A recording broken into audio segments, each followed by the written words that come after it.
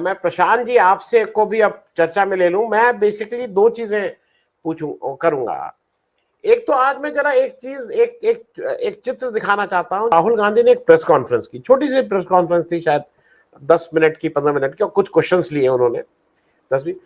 ये आज की प्रेस कॉन्फ्रेंस का आज का चित्र है, जिसमें इतने पत्रकार सामने बैठे हुए हैं और कांग्रेस इसको प्रचारित कर रही है कि भाई अगर हिम्मत है क्या मोदी जी में कभी इतने पत्रकारों को सामने बिठा के प्रेस कॉन्फ्रेंस करने की। और मुझे भी ये लगता है कि मोदी जी सामने अक्षय कुमार को पत्रकार बना के या इस तरह के लोगों को पत्रकार बना के और उल जलूल प्रश्न, जिसमें कभी आम कैसे खाते हैं और क्या करते हैं और आप तो बड़ी मेहनत करते हैं और आप क्या करते हैं, इस तरह के प्रश्न ले लेते हैं। मैं इस बात को इसलिए कह रहा हूं कि कल जो 1.5 घंटे लगातार मोदी जी का फोकस विपक्ष में 99% वो कांग्रेस को टारगेट कर रहे थे, कांग्रेस में 99% जवाहरलाल नेहरू, इंदिरा गांधी और राहुल गांधी को टारगेट कर रहे थे, और फिर उनको एक नेहरू डायनेस्टी, पावर हंग्री और ये सब बातें कर रहे थे। मैं जरा इसमें छोटी सी आपसे दो चीजें पूछना चाह रहा हूं कि जो आज राहुल गांधी ने कहा, उन्होंने कहा कि भाई मणिपुर में जब मैं गया तो मुझसे ये कहा गया सिक्योरिटी कवर में आप अगर कुकी एरिया में जा रहे हैं तो मैती को हटा दीजिए और मैती में जा रहे हैं कुकी को हटा दीजिए लोकल पुलिस में, क्योंकि ये मार डाले जाएंगे, इनको गोली मार दी जाएगी। और उनका ये बार बार कहना है कि मणिपुर जल रहा है एंड प्रधानमंत्री को कुछ स्पेसिफिकली उसके लिए बात और कुछ करना चाहिए। मणिपुर के रेफरेंस पे आप प्रधानमंत्री को कितने पॉइंट देते हैं कल के उसमें, मणिपुर के समस्या को उन्होंने कितना एड्रेस किया, कितना नहीं एड्रेस किया, और बाकी वो कांग्रेस की बैशिंग और उसको चुनावी रूप में कैसे उन्होंने किया। दोनों के अलग अलग जरा दो व्यू, एक उनका चुनावी भाषण जो कांग्रेस के लिए था और एक मणिपुर स्पेसिफिक, दोनों पे प्रशांत जी आपसे जरा एक टिप्पणी ले लें। आपने पूछा क्या नंबर्स या मार्क्स देते हो, तो मैं कल से आपके जैसा ही क्वेश्चन कल से आ रहे हैं कुछ ना कुछ, तो 10 में से 5 मार्क मैं आज की तारीख में मतलब प्राइम मिनिस्टर को दे रहा हूँ। 5 मार्क मतलब 50% जो उनकी रिस्पॉन्सिबिलिटी थी, उन्होंने जो सिद्धि कमाई है आज तक लाइफ में, उन्होंने जो काम किया है वो उन्होंने खूब अच्छी तरह रिप्रेजेंट कर दिया। लेकिन बाकी के 5 मार्क में उनको कुछ देश का बोलना था, कुछ मणिपुर का बोलना था और कुछ विपक्ष का। डेफिनेटली वो एक प्रोटोकॉल भी है ना कि सत्ताधारी पक्ष विपक्ष के कोसेगा और उसके लिए बोलेगा, तो वो 5 मार्क उन्होंने नहीं किए, मतलब अटेंड ही नहीं किए हैं। तो उन्होंने सिर्फ 5 मार्क का ही पेपर लिखा 10 में से, और वो 5 में से 5 मार्क लेके आ गए। 2-3 क्रोनोलॉजी जो आपने समझाया, वो मणिपुर के उसके ऊपर मैं आता हूँ, क्योंकि वो उसको कुछ कॉन्स्पिरेसी थियरी पीछे चल रही है, उसके ऊपर मैं थोड़ा बाद में आता हूँ। 96 का मोशन कॉन्फिडेंस की बात हुई, 99 का कॉन्फिडेंस मोशन में याद करवाना। पहले तो उससे पहले मैं एक बात बता दूं, मैं अहमदाबाद से हूँ। अहमदाबाद के एक ब्रिज के नीचे राम मनोहर लोहिया का एक स्टेटमेंट लिखा है कि जब सड़क पे जनता शांत हो जाएगी तो संसद आवारा बन जाएगी। ये राम मनोहर लोहिया ने बोला है, मैंने, आपने नहीं बोला है। और पीछे नीचे नाम भी लिखा है कि जब सड़क पे जनता शांत हो जाएगी तो सड़क आवारा हो जाएगी। तो पिछले 2-3 टाइम से जो संसद में देख रहा हूँ वो ऐसे ही आवारा टाइप, मतलब कौन क्या बोल रहा है, सिर्फ शाउटिंग हो रहा है, शाउटिंग भी वन वे ज्यादा हो रहा है। स्पीकर की बात हुई तो स्पीकर का न्यूट्रलिज्म कैसा होना चाहिए, और वो उसका दोनों एग्जाम्पल एक देता हूँ कि जब 99 का मोशन ऑफ कॉन्फिडेंस हो रहा था, वाजपेयी जी प्राइम मिनिस्टर थे, वो खड़े हुए थे, उनको भी पता है उनकी सरकार गिरने वाली है, और उनके बीच में रामदास अठावले वो खड़े हो गए थे बोलने के लिए। स्पीकर ने बहुत ही विनम्रता से उनको पूछा कि क्या है, तो बोले लोग मेरी शायरी, शेरो शायरी सुनना चाहते हैं तो मुझे 5 मिनट का टाइम दे दीजिए। वाजपेयी जी का भाषण चालू है और रामदास अठावले ने ऐसा बोला कि वाजपेयी अडवाणी जी आपकी सरकार है चालू और हमारे पास आ रहे हैं अब हमारे लालू। तो चालू मतलब क्या लैंग्वेज यूज की थी, बट फिर भी पॉजिटिवली सबने उसको थोड़ा बहुत लिया था। तो लैंग्वेज तो तब भी उतनी ही घटिया यूज हो रही थी, बट वाजपेयी जी खुद भी उसको सुन रहे थे। फिर वाजपेयी जी ने विनम्रता से उनको बिठाया कि अब आप बोलो तो मैं शुरू करूं। तो वाजपेयी जी ने विनम्रता से उनको बोला, फिर बिठाया, फिर उनका स्टेटमेंट दिया। कल वही स्पीकर का फॉर्मूला देखिए, उन्होंने बोला कि मैं बोल रहा हूं कोई नारा नहीं लगाएगा, क्योंकि विपक्ष से बहुत नारे चल रहे थे और यहां से एक ही नारा चल रहा था, कांग्रेस कांग्रेस।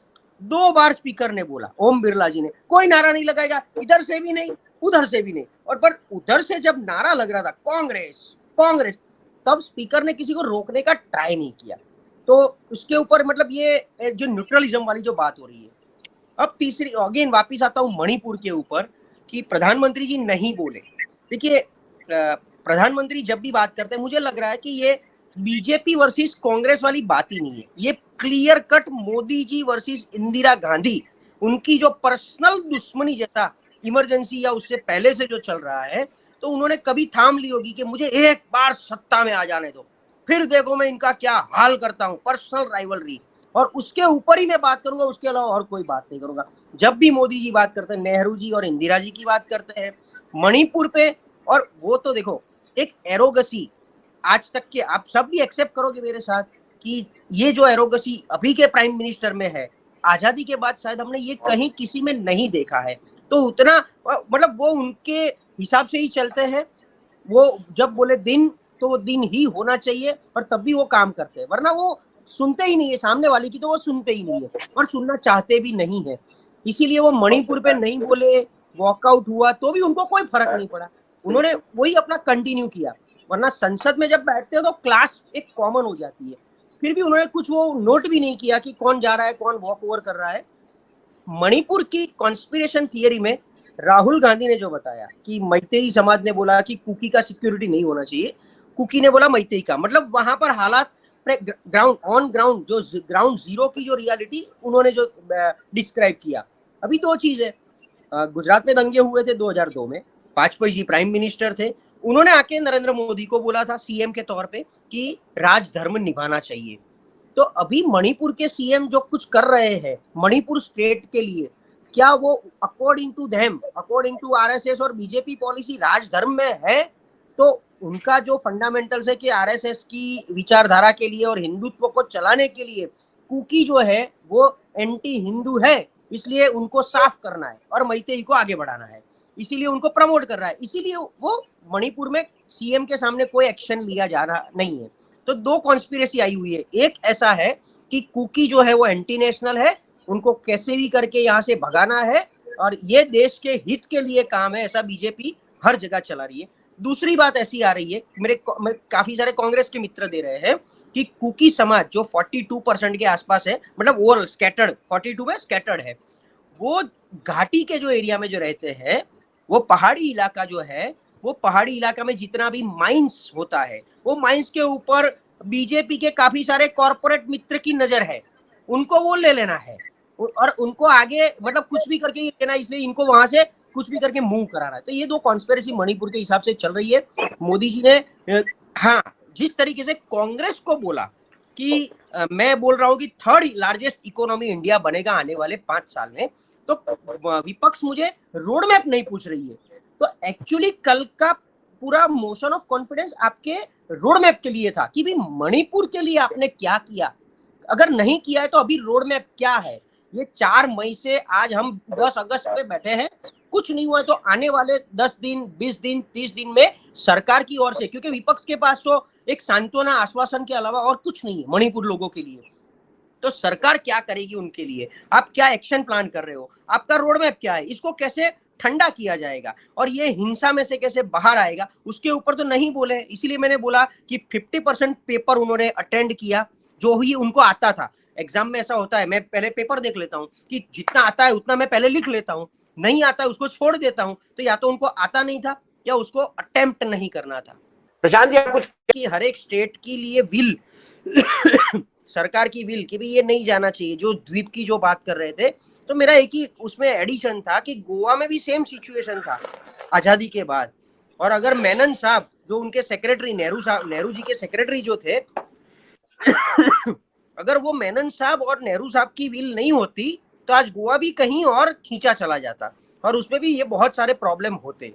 जिस तरीके से गोवा को भी इंडिया में रखने के लिए जो करना पड़ा, मेनन साहब और नेहरू जी की एक विल थी, ठीक उसी तरह जैसे कश्मीर में 370 दिया और इट वाज तब जो भी मजबूरी थी, सरदार पटेल और नेहरू जी ने फोर्स करके भी कश्मीर को 370 देके भी इंडिया का एक भाग रखा था। तो ओवरऑल हाँ आपका अगेन सर अभी आपका क्वेश्चन पूछिए, मैं सिर्फ गोवा का उदाहरण देना चाहता था और द्वीप के अगेंस्ट में।